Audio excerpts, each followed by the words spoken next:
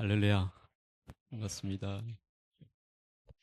로마서 말씀 계속 7장 오늘 9절 한 절만 보겠습니다. 로마서 7장 9절.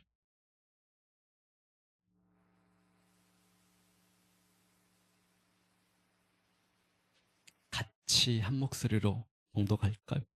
전에 율법을 깨닫지 못했을 때에는 내가 살았더니 계명이 이름에 죄는 살아나고 나는 죽었도다. 네.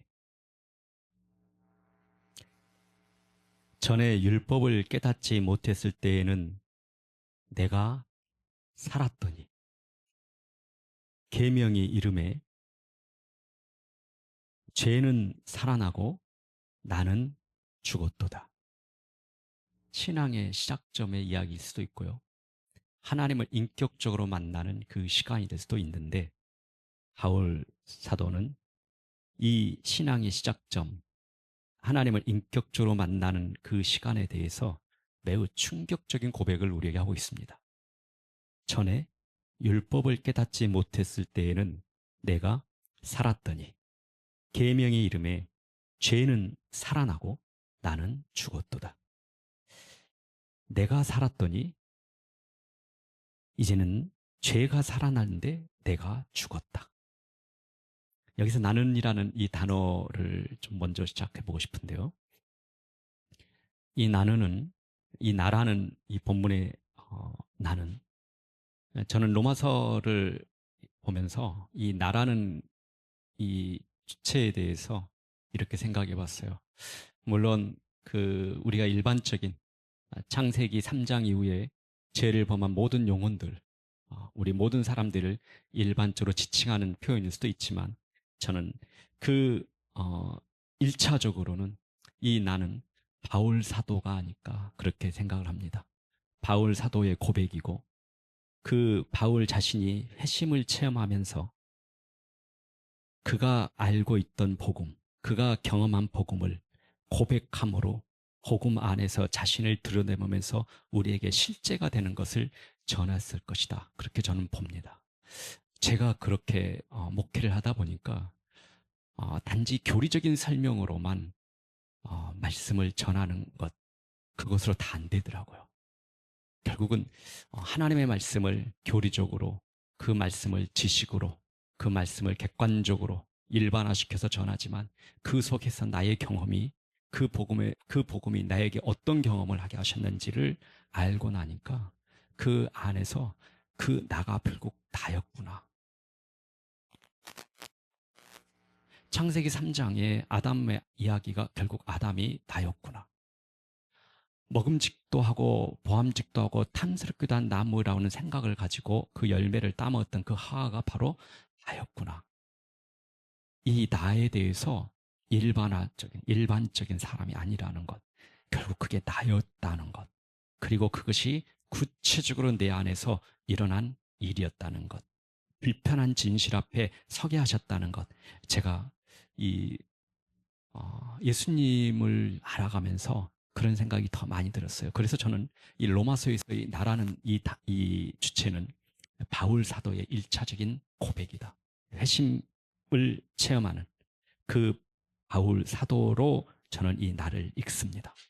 그래서 어, 어떤 해석이든지 중요한 것은 그 논쟁을 넘어서서 우리 각 사람의 이야기이기도 하기 때문에, 이 로마서에서, 그래서 바울의 고백이 나의 고백이 될 때까지, 전 그러면서 오늘 여러분과 함께 같이 기도 제목에 나눴던 한 단어를 여기에서 정말 간절하게, 그 단어가 더 간절해졌어요. 주님만이 하실 수 있으십니다. 이 나라는 이 존재에 대해서, 그리고 제가 예수님을 알아가는 그 어떤 시작점 있잖아요. 인격적으로 주님 만나는 그 시작점을, 전후를 돌아보면서 이거는 주님만이 하실 수 있는 거구나. 이게 안 되는 거구나. 내 안에 있는 이 갈증과 그 내 무의식 속에서 내가 알지도 못하는 이 갈증들, 이 갈망들, 그리고 이 괴리감들, 내 현실과 내 무의식 속에서 가지고 있는 이 막 일망들 있잖아, 욕구들, 이것과 이 느끼는 이 괴리감들이 나도 모르게 그 괴리감이 내 마음을 아프게 하고 내 몸을 힘들게 하고 내 영혼을 피폐하게 하고 그리고 관계를 어긋나게 하는 것. 그런데 그 정체를 모르겠는 것. 결국은 주님만이 하실 수 있는 거구나. 주님 앞에 직면해야 되는 것이구나. 주님께서 임재하시고 주님께서 성령을 부으셔서 우리 안에 성령으로 깨닫게 하시는 은혜가 있어야 되는구나. 그 생각이 갈수록 간절해지고요. 기도 제목도 간절해집니다. 주님, 주님만이 하실 수 있으십니다. 주님만이 하실 수 있습니다. 이 안에 내가 알지도 못하는 이 내 안의 이 갈증들, 어, 이 내가 지금 그렇게 행동하고 있는 사마리아 여인처럼 그 떼약볕에 나가서 물을 길러 나가는 그 행동을 하고 있는 그 행동에 대해서 나도 모르게 무의식 가운데 하고 있는 그 모습이 주님 만나야지 보게 되는구나. 그리고 비로소 물동이를 내려놓고 주님이 주시는 영원히 목마르지 않은 생수를 마실 수 있는 거구나. 그 생각을 합니다. 여러분, 주님만이 하실 수 있으십니다. 여러분들 영육 간에 우리의 마음의 문제, 우리의 육체의 문제, 우리의 영적인 문제, 여러분 주님만이 하십니다. 주님만이 하십니다. 우리가 그렇게 주님을 초청하시고 이 시간에 성령께서 일하시도록 우리 마음을 좀 말씀 앞에 내려놓으십시다. 그래서 우리 지난 금요일 날 나눴잖아요. 자기 은혜의 말씀을 친히 증언하시는 하나님의 사도행전 말씀을 기억하시죠? 자기의 은혜의 말씀을 친히 증언하신다. 이 나 안에 이제 한번 본문을 천천히 읽어볼게요. 7장 9절입니다. 오늘 한 절이니까요. 제가 이 7장은 잘 이제 아마 1장부터 계속 따라왔으면은요. 이 7장은 훨씬 더 쉽게 이해가 되지 않을까. 그리고 이제 8장의 이 마지막 그 이 정상에 올라가는 어, 로마서에 그리고 복음의 정상을 올라가는 마지막 그 등반의 과정이라고 생각하시면 됩니다. 그러나 어렵지는 않고요. 처음 듣는 사람도 이 말씀은 처음 믿는 자에게도 처음 듣는 자에게도 복음이고요. 마지막 정상 앞에 서 있는 사람에게도 복음입니다. 그래서 오늘 이 말씀 천천히 구절을 따라와 보십시다. 전에 율법을 깨닫지 못했을 때에는 자, 율법을 깨닫지 못했을 때란 단어 한번 볼게요. 율법을 몰랐다는 뜻일까요? 지금 바울의 고백이에요. 바울이라고 이 날은 바울이라고 생각합니다. 지금 율법을 몰랐다는 뜻은 아니겠죠. 바리새인이고 율법의 최고의 학문을 배웠고 어떻게 보면 우리 지금 표현한다면은 최고의 학교를 다녔어요. 공부를 했어요. 근데 그 공부의 영역이 율법이 주 과목이었단 말이에요. 율법을 몰랐을 리는 없어요. 근데 율법을 깨닫지 못했다는 거예요. 바울이 율법이 깨닫지 못했다는 것은 그 하나님의 말씀의 법이 자신의 내면에 들어와서 자신의 마음의 깊은 곳을 찌르는 검으로 다가온 적이 없다는 말씀이에요. 율법을 깨닫지 못했을 때라는 거죠. 근데 그 율법을 그렇게 깨닫지 못했을 때는 그 율법이 하나님의 말씀이 어렸을 때부터 계속 배우고 최고의 학자 아래에서 배우고 그 수업을 받으며 이제 율법 학자로서 바리새인으로서 그 어떤 정점에 이르렀던 율법의 정점에 이르렀던 이 바울이 이제 그 깨닫 보고 그 율법이 그 안에서 일하지 못했을 때는 그가 어떻게 했다고요? 내가 어떻게 합니까? 성경에 내가 어떤 상태에 있어요? 네, 살았다. 내가 살았더니 바울은 평생 그 확신 속에서 살았어요. 주님 만나기 전까지. 주님을 인격적으로 만나기 전까지 평생 이 확신 속에 살았습니다. 내가 살았던 존재. 율법을 깨닫지 못했을 때는 율법을 배우고 있고 율법을 완전하게 익혔다고 생각하는 그 순간에조차도 자신이 살았다. 이 확신 가운데 바울이 계속 살아왔다는 거죠. 율법을 깊이 알기 전에 하나님을 인격적으로 만나기 전에 자기 자신이 건강한 상태라고 생각을 했어요. 그렇게 믿고 있었단 말이죠. 나는 괜찮은 사람이라는 거죠.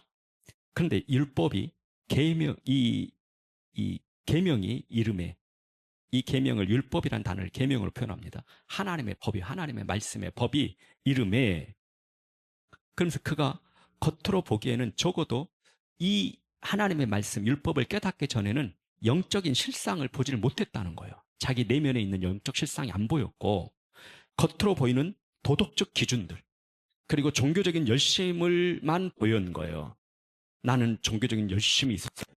그리고 적으로도 그 도덕적인 기준에도 그렇게 크게 하자가 없는 사람. 그가 스스로가 그렇게 자신을 믿고 있었던 거죠. 그래서 나는 이만하면 괜찮은 사람이야 라고 확신했던 상태. 이걸 사도 바울은 나중에 로마서 10장에 이렇게 표현합니다. 자기 의라고 표현해요. 나는 이 정도면 괜찮은 사람이야. 이만하면 괜찮은 사람이야. 이것이 율법을 깨닫지 못했을 때는 율법이라는 하나님의 법의 말씀의 법이 내 안에 그 내면을 안에 들어와서 그 율법의 빛이 말씀이 빛을 비춰주지 못했을 상태에서는 자신이 살았다고 말합니다. 그리고 계명이 이름에 이렇게 말합니다. 계명이 이름에 이 계명이란 단어가요. 이게 제가 오늘 짧으니까요. 한 절, 한 문구, 한 단어씩 한번 볼 거예요. 계명이 이름에 이 계명은요. 우리가 율법 계명하면 뭐 생각나요, 여러분? 십계명이 몇 개예요? 10개죠. 십계명만 있는 게 아니라 십계명을 하나하나를마다 또 그 가지를 뻗어가지고 수백 개의 그 율법 조항들이 성경에 나오죠. 그런데 계명이 이르렀다. 바울이 어렸을 때부터 배웠던 그 계명 율법이 얼마나 많은 양이 들어왔겠어요. 성경에서 하라 하지 말라 주님의 말씀 시편의 말씀들부터 시작해서 창세기 말씀 신명기 말씀 시편의 말씀 마지막 말라기 말씀까지 얼마나 많이 그 계명의 율법이 들어왔었겠어요. 그런데 계명이 이름에 이 계명이라는 단어가요 복수일 것 같은데요 단수라는 거예요. 단수란 말이에요. 단 하나예요. 제가 여러분들에게 이 단수복수라는 이 문법을 설명하게 한 것, 그게 목적이 아니라요. 이게 지금 복음 이야기가 이 속에 담겨 있어요. 계명이 이름에 단수라는 거예요. 딱 하나가 말씀이 바울의 내면에 들어오기 시작했어요. 여러분, 하나님의 말씀이 내면에 우리 안에 들어와서 우리를 바꿔내시는, 우리를 근원적인 것들을 치유해내시는 그것은 단 한마디의 말씀으로도 충분합니다. 하나님의 율법의 하나의 빛, 한 말씀으로도 충분하다는 거예요. 그런데 이 계명이 뭐냐? 우리가 7장 7절의 본문 한번 보여주세요. 같이 보십시다. 법이 탐내지 말라 하지 아니하였더라면 내가 탐심을 알지 못하였으리라. 지금 내가 누구라고요? 예, 바울이라. 바울이 탐심을 알지 못했다. 율법을 배웠는데 그 율법을 배웠을 때는 나는 이만하면 괜찮은 사람이야 라고 생각했던 그래서 나는 살았다는 거예요. 나는 살아있는 존재인 거예요. 나는 이만하면 괜찮은 존재라는 거죠. 그래서 이 상태에서 그 계명이 하나님의 말씀이 그 내면에 깊이 들어오면서 그 말씀의 빛이 스위치가 켜져 버렸어요. 그러니까 갑자기 자기 내면에 직면하기 시작한 거예요. 뭘 봤냐면요. 내가 탐심을 알게 됐다는 거예요. 바울이. 탐심을 알게 됐다. 내가 탐심을 이 율법의 이름으로 하나님의 계명이 내 안에 들어와서 탐심을 알게 됐다. 단 하나를 가지고 지금 이야기합니다. 7장 7절에 이 탐심의 이야기, 율법의 이야기를 하면서 7장 9절에 하니까 이 계명은 바로 이 탐심을 이야기하겠죠. 하나의 단수, 그 앞에 있는 단어를 그대로 해서 이 계명이 내게 들어왔다. 특정 계명을 지금 말하고 있다. 혼내지 말라는 이 특정 율법. 10계명 중에 하나. 근데 이게 율법을 배우고 최고의 교육을 받고 하나님을 향한 열심으로 살았던 때에 마음 깊은 곳에 바울의 내면의 깊은 곳에 은밀한 방 하나를 두드렸던 그 말씀이 탐심이라는 거예요. 탐심, 탐내지 말라. 탐욕을 갖지 말라는 말씀이었어요. 하나님을 향한 열심을 가지고 있을 때, 이 말씀이 그 내면에 두드리기 시작했다는 거예요. 자신의 실체를 드러내는데 이 단어가 바울에게 들어왔어요. 한 번도 아마 의심하지 않았을 거예요. 그 하나님을 향한 열심이. 자신이 한 번도 그 율법에 대해서 제대로 살지 못했다고 생각하지 않았을 것 같아요. 그리고 율법을 배운 대로 하나님을 향한 열심으로 예수님을 믿는 사람들을 핍박하고 다니고 그 수많은 일들을 해냈어요. 그런데 하나님은 율법을 하나를 가지고 들어오십니다. 바울 안에. 탐내지 마라. 탐욕을 했지 마라. 바울이 어디서 탐욕으로 그 일을 해냈을까요? 어디서 이 탐욕이 도대체 바울 안에 어떤 탐욕이 있었길래 그렇게 열심히 율법을 배우고 최고의 학문에 자신을 쳐서 복종시키며 배워가고 그 청소년 시기에도 그 고통스러운 시간들을 가지고 최선을 다해서 살아내고 그리고 그걸 살아낸 걸 가지고 하나님을 향한 열심을 품고 교회를 핍박하고 예수 믿는 사람들을 잡아다니고 그런데 그에게 탐심이란 단어를 주님께서 찾아오십니다. 이때가 바로 바울이 회심할 때였고 이 단어에 직면하기 시작하니까 그가 비로소 이 단어에 직면하면서 그가 인격적인 하나님을 만난 시기가 되었다는 거예요. 계속 말씀 읽어볼게요. 이 계명의 이름에 하나님의 말씀의 계명이 탐심이란 단어가 있는데 그 다음에 뭐라고 하죠? 죄는 살아나고 나는 죽었도다. 이 죄가 살아나기 시작합니다. 죄가 살아나요, 내 안에서. 하나님의 법이 하나님의 말씀을 듣기 시작하니까 하나님에 대한 이야기가 신앙생활 하기 시작하니까 내 안에 죄책감이 더 들고 죄를 자각하는 것이 아니라 이 죄라는 괴물이 이미 거기에 있었어요. 어디에요? 어디에 있었어요? 바울의 내면 안에 있었다고요. 죄라는 괴물이. 그 죄라는 괴물 중에 하나로 충분했습니다. 그걸 직면하는데 바울 안에 있는 탐욕, 탐욕. 그래서 생생하게 살아있는 그 죄의 그 괴물을 바울이 자신의 내면에 있는 그 괴물을 직면하기 시작합니다.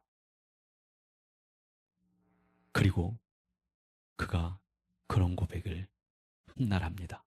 나는 죄인 중에 괴수라고. 괴수라고. 내면에 있는 괴물을 보기 시작했어요. 말씀이 들어와서 새롭게 다는 게 아니라 말씀이 들어와서 생기는 게 아니에요. 신앙생활 하면서 죄책감이 들어가진 게 아니라 하나님의 말씀이 들어오면서 그 말씀의 빛을 가지고 내면에 비춰버리기 시작해서 스위치가 확 켜졌다는 거예요. 그래서 내 안에서 계속 활동하고 있었던 내 무의식 속에 깊은 내 안에서 활동하고 있는 그 괴물이 내 안에서 보여지기 시작했다. 직면하기 시작했다. 그것이 지금 바울이 고백하고 있는 거예요. 죄는 살아났다. 이렇게 쓰는 거예요.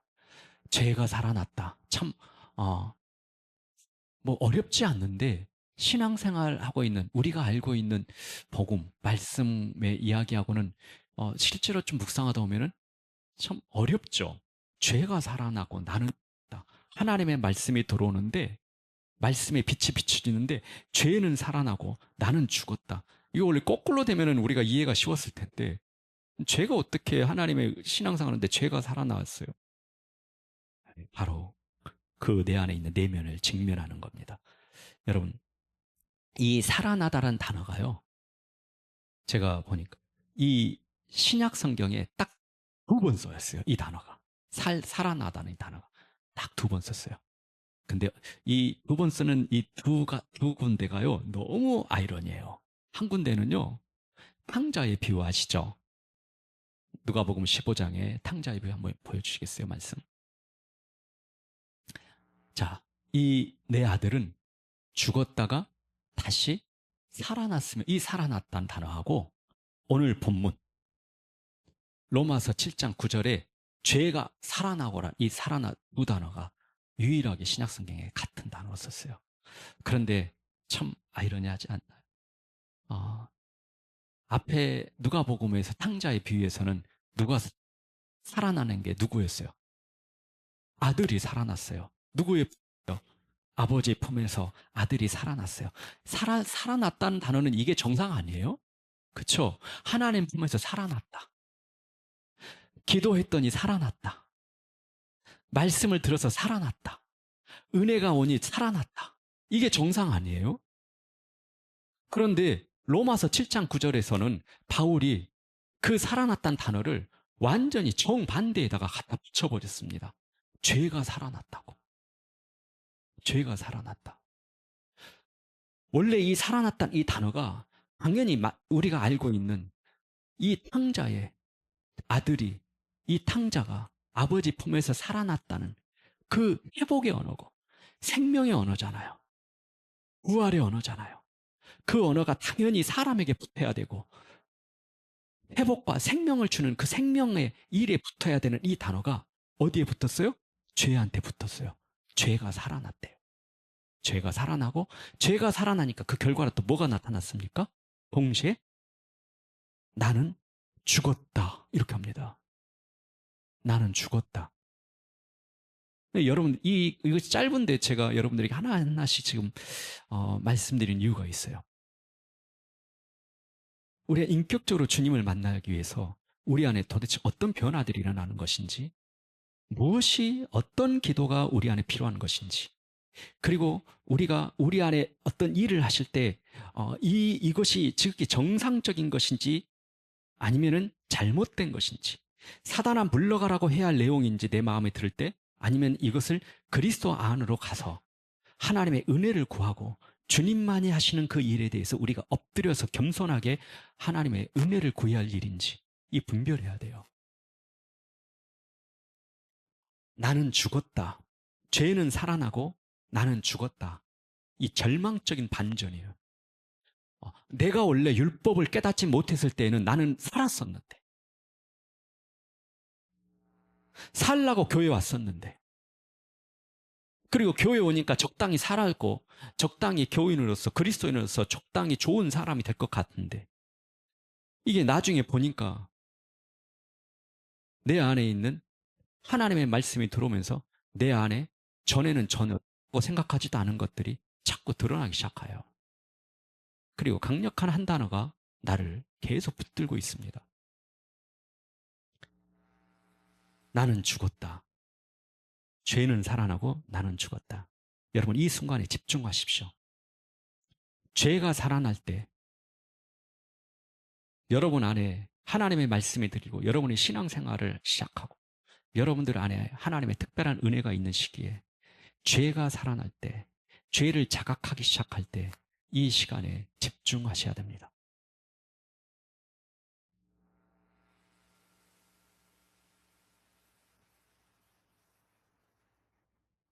이 죄가 살아나는 것은 하나님께서 우리의 영적 실상을 내 안에 내면에 보여주시게 한 시간입니다.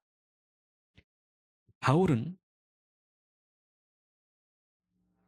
언제 나는 죽었다고 외쳤을까요?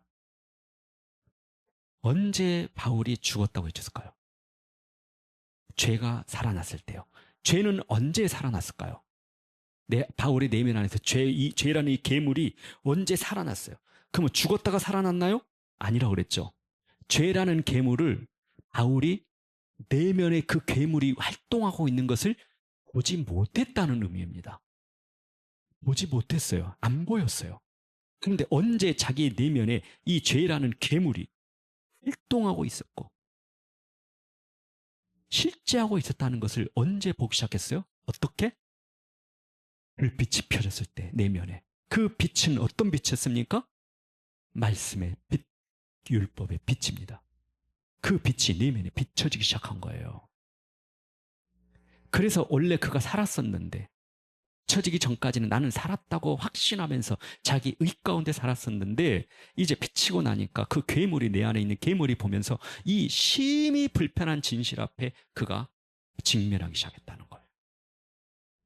밖은 안 보이고 오직 자기의 내면만 보이기 시작한 거예요. 아마 담메색 도상에서 눈이 어두워지면서 자기의 내면과의 씨름하는 그 시간, 그런데 오직 주님 앞에서 나의 탐욕을 보기 시작했던 그 시기가 아니었을까 생각합니다. 그러면서 죽었다고 외치는 그 순간, 나는 죽었다. 율법이, 그가 율법을 배웠을 때도 아니었고요.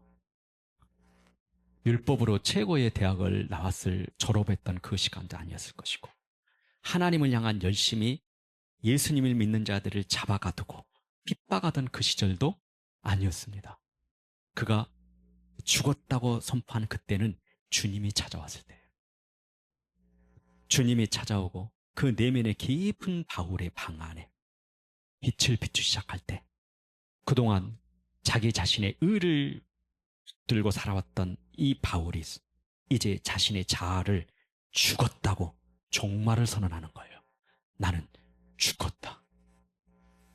자신이 죽어야만 괴물도 죽잖아요. 죽었다고 선포해야만 내 안에 있는 괴물도 같이, 나를 숙주 삼아 살아왔던 그 괴물도 같이 존재 자체가 사라지기 때문에, 그 비밀을 알기 때문에 바울이 나는 죽었다 그렇게 합니다. 이 죽었다는 이 바울이, 전에 하나님께서는 이 바울에게 이 불편한 진실을 직면하도록 하신 것은, 바울이 그동안의 착각 속에 살았던 그 상황을, 그 삶을 그냥 내버려 두지 않으셨다는 거예요. 그냥 내버려 두지 않으시고 이 불편한 진실 속에 하나님의 복음을, 말씀을 가지고 찾아오십니다. 여러분, 절망적인, 제가 반전이라는 표현을 했어요. 근데 이 절망은요, 결코 하나님의 마지막 말씀이 아닙니다. 바울이 나는 죽었다고, 죄가 살아나고 나는 죽었다는 이 절망적인 이 상황이 하나님의 계획이 끝이 아니라는 거예요. 하나님의 말씀의 끝이 아니라는 거예요. 이 절망적인 반전은 제자리를 찾아가는 과정입니다. 제자리를 찾아가는 시작점이에요. 그래서 그 시간에 여러분, 죄를 자각하는 그 시간을, 여러분 그 시간에 집중하십시오. 그 순간은 특별한 하나님의 찾아오시는 시간입니다. 하나님 앞에 괜찮은, 하나님의 사랑받은 존재, 살아있는 존재, 은혜받은 존재와 함께 그 시간이 0.1초라도 먼저 찾아오는, 그게 뭐냐? 내가 죽었다. 그래서 죄에게 빼앗긴 이 생명의 언어를 하나님께서는 반드시 우리에게 되돌려 주십니다. 죄가 아니라, 죄가 살아난 게 아니라 내 안에서, 그리스도 안에서 내가 죽었다가 다시 살아나는 그 순간이 찾아온다는 거예요. 이 순간에 여러분, 우리 안에 죄가 더 크게 보이고 자신의 실체 때문에 괴로운 것, 그것은 나빠진 게 아니에요. 나빠진 게 아닙니다. 내 실체가 계속 드러나는 것, 아프고 고통스러운 직면하는 것, 나빠진 게 아니에요.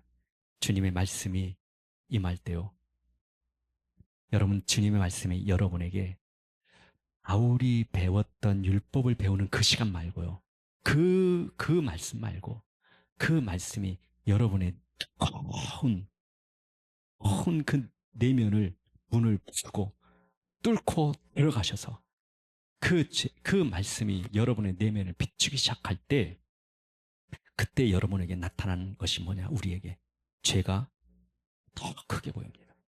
내 안에 있는 죄가 얼마나 크게 보이는지 몰라요. 그리고 그 자신의 실제 때문에, 그 영적인 실상 때문에, 자기 내면에 있는 그 괴물의 존재 때문에 괴로운 거예요. 그것을 깨달으면서 고통스러운 직면을 합니다. 근데 그 시간이 하나님이 찾아온 시간이라고. 내가 죽을 때 그리스도 안에서 다시 사는 은혜가 비로소 시작되거든요. 왜 그리스도가 그렇게 필요한지, 절실함이 그 안에서 비로소 내 안에서 신음소리처럼 흘러나올 수 있는 것이 바로 그 직면 때문에 그래요. 비교적 괜찮은 사람에게 그리스도가, 비교적 괜찮은 사람 이외에 그리스도가 오면 더 좋은 사람이 아니라 비교적 괜찮았다고 하는 나가 직면하면서 내 안에 있는 죄의 괴물이, 새로운 괴물이, 활동했던 괴물이 보여지기 시작하면서 나는 죽었다고 선포하기 시작할 때, 내 자아에 대해서 이 완전히 종말을 선언할 때, 비로소 내 안에 절실하게 외치는 한 소리가 있습니다. 주님, 주님이 필요합니다. 주님이 필요합니다. 주님만이 제 안에 있는 이 괴물의 존재를 죽일 수 있고요. 나는 죽은 주님만이 저를 다시 살려낼 수 있으십니다. 주님만이 저의 소망이 되십니다. 주님만이 이 일을 하실 수 있으십니다. 내가 그토록 내가 알지 못하는 행동이, 내가 하고 싶지 않는 말들, 내가 그렇게 하고 싶지 않은 행동을 한 이유를 내 안에 있는 그 괴물이라는 존재를 이제 찾았습니다.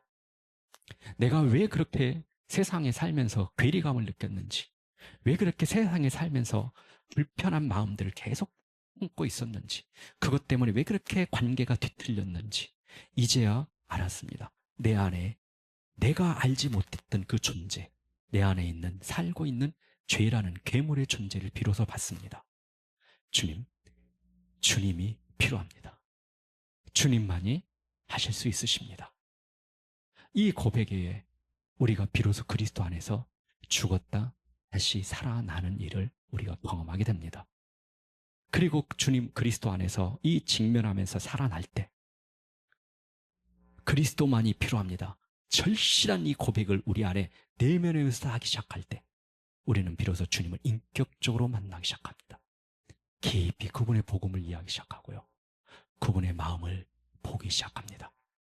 그때 우리는 뒤틀렸던 관계를 회복시키기 시작한 것이고요. 아팠던 우리의 마음, 고통스러웠던 우리의 마음들이 치유되기 시작할 거고요. 우리의 몸과 우리의 영혼을 치유해내시는 그분의 손길을 의식하기 시작합니다. 그리고 세상이 그리스도 안에서 세상의 모든 상황과 내 환경과 내가 경험했던 모든 것들을 뛰어넘어서 찾아오시는 은혜, 그 은혜가 내 안에 채워지고 그 은혜 안에 잠기는 삶이 무엇인지를 알게 됩니다. 여러분, 십자가에서 흘러나오는 은혜가 저와 여러분 안에 이 은혜가 임하기를 축복합니다. 우리 안에 말씀을 보내시고 그 비단에서 영적 실상을 우리가 보게 될 때 여러분 당황하지 마시고 주님이시군요 이렇게 하면 됩니다. 한번 따라해 볼까요? 주님이셨군요. 주님이시군요. 네, 주님이 그렇게 오셨습니다. 그래서 그 하나, 복잡하지 않아요. 단 하나를 가지고 우리에게 찾아오십니다. 하나의 말씀이면 충분합니다. 그래서 그 일을 통해서 우리에게 깨닫게 하시길 원하세요. 예수 그리스도 그분이 왜 그렇게 우리에게 필요한지, 그리고 우리의 신음소리를 뱉게 하십니다. 저에게 예수님이 절실히 필요합니다. 십자가의 죽음, 그 위에서 나를 위해 죽으셨다는 그 주님이 절실히 필요합니다. 주님이 필요합니다. 오늘 이 기도와 이 은혜가 저와 우리 공동체 예배 가운데 임하시기를 축복합니다. 기도하기 전에 우리 찬양 한번 할까요? 주는 완전합니다.